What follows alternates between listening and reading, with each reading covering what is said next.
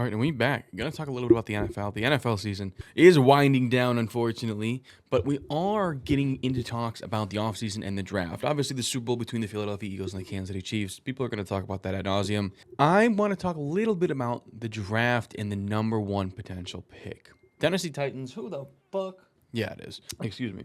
The number one pick is held by the Tennessee Titans, and I don't know if the Titans are going to keep this pick. Now, there are sources that's, the GM came out and said, the president of football operations, Chad Brinker, said they won't pass on a generational talent with this first pick. Now, does that mean Travis Hunter? Does that mean Cam Moore, Shedeur Sanders? The only guy that I've heard the term generational with is Travis Hunter, so I would assume that's who he's alluding to. Could be wrong. Obviously, I'm not inside that room. But he also said they're going to look at all avenues with that number one pick. I have a feeling if teams are going to trade up to that one spot, they're going to trade for a quarterback. And I want to talk about some potential trades that the Titans could make for that one spot that would make sense for both the Titans and the team that they're making the trade with. The number one is Cleveland Browns. They're the number two team in the draft. We've never seen a 2-to-1 swap. We've seen a 3-to-2 with the Chicago Bears and the Niners. I don't know if there's more, but that's the one that comes to my mind immediately. And again, maybe the Browns don't necessarily care who they get at quarterback. Maybe they're good with either of them. But if maybe they have a specific preference,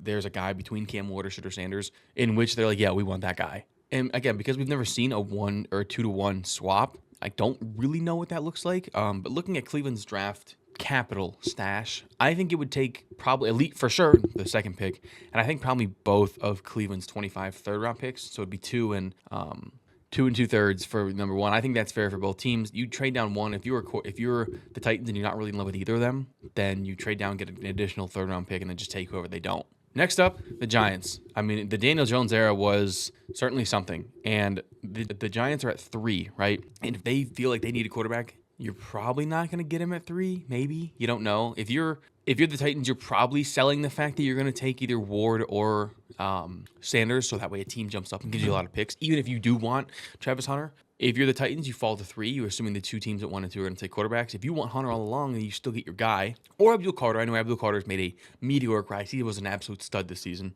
To me, it would be you'd fall to 3, and then you would get the Giants' second-round pick as well. And the reason I think you get a second in this deal is not opposed to the other one is because you're still getting a quarterback, and you're only moving down 1 pick, whereas moving down 2 picks, you're not getting a quarterback. And on top of it, you would get a high day 2 selection. And again, this would be the Giants get their guy, the Titans move down, potentially still get their guy, and get additional draft capital in the second round. So you'd have 2 second-round picks for the Titans. To me, that would be a deal that would be a no-brainer for them. Next up, I want to talk about the Raiders. The Raiders, obviously, in a unique position. They are at 6. So, I mean, they would jump pretty significantly into that top spot. And they're in an interesting spot. You just signed Pete Carroll, who's 73, the oldest NFL coach in history, to be your coach. I don't anticipate that they're looking to undergo a rebuild, especially with Tom Brady kind of seeming like he's having a say in the decision-making process. And a leap from 6 to 1 has happened before. It's not necessarily common, but it has happened before. And 2 years ago, we saw Carolina jump from 8 to 1 with Chicago, and that costed them a first and 2 seconds, and we saw them lose DJ Moore. And then again, like I said, I'm not sure if the Raiders are really looking to rebuild with the core they have. They have good pieces. Their defense is still really good. Max Crosby's a stud. You've already said you're not going to trade him. Again, all the pieces all the signs point to the Raiders trying to get a quarterback, because that seems like what they're missing. Unless you really want to go with another year of Aiden O'Connell and Gardner Minshew, I think this significant of a jump means you have to give up an additional first if you're the Raiders. So you'd give up 6. You would give up your 2026 first, and I still think you probably have to give up like a 2025 third, so 2 firsts and a third to move up from 6 to 1. And if you're the Titans, maybe you're not really in love with anybody in this class, and maybe you're taking your next draft class is going to be more deep, and okay, so let's go get an extra pick there, get an extra guy here. We'll move down. Maybe we'll draft Malachi Starks. Abdul Carter's not going to fall that far.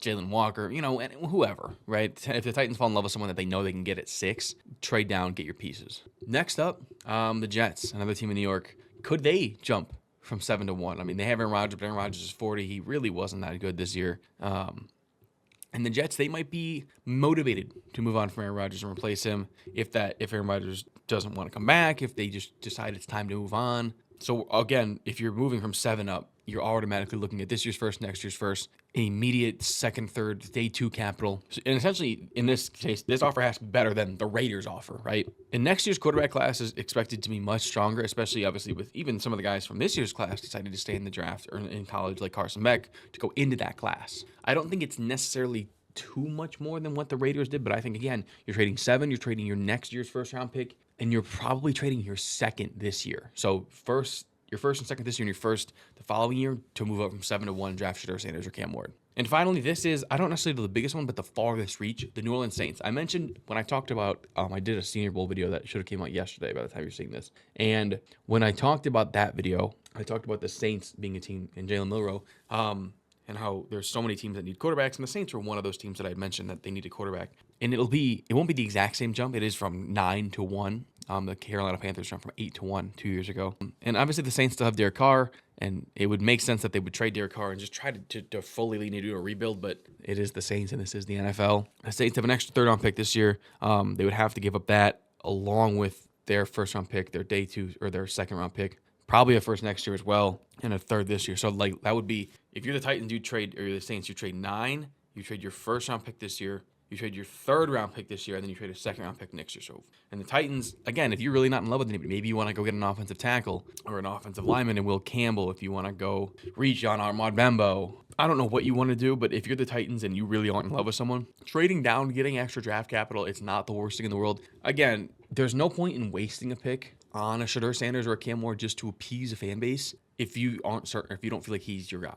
And I'm not saying Will Levis is the answer, but there's no point in wasting this pick when you can trade down and potentially get a guy when the next year's class is even better. So let's say you trade down with Vegas or even with the Giants, and you trade down to 3 and you get that extra first, or excuse me, that extra second. Maybe you draft Jalen Milroe in the second round, but then you use your first round pick on Travis Hunter or Abdul Carter and whoever, right? Or maybe you use your second round pick on I don't know, not Parker Brailsford came back, but an interior offensive lineman, or maybe Armand Bembo falls, or someone falls, and then you just wait it out and go get a quarterback next year, right? Or use assets that you accumulate in this trade to go trade up for a quarterback next year. There's so many options on the table for the Titans. They're in a really good spot. I just wanted to talk a little about that. I was thinking about the Titans, and I was thinking about what they have to do. I have Will Levis in one of my fantasy leagues, one of my dynasty leagues. So obviously, Titans drafting a quarterback would be horrible for his value. So I was looking into doing some research on that, and I found the quotes that the Titans front office football ops guy had said, and I was like, oh, that's interesting. Let's see what they could. I wonder if they're really looking to trade down. And so that's what this video came to. If you like this video, make sure to comment down below. Make sure to comment down below anything else you want to see. And YouTube thinks you're going to like this video. Find out if they're right.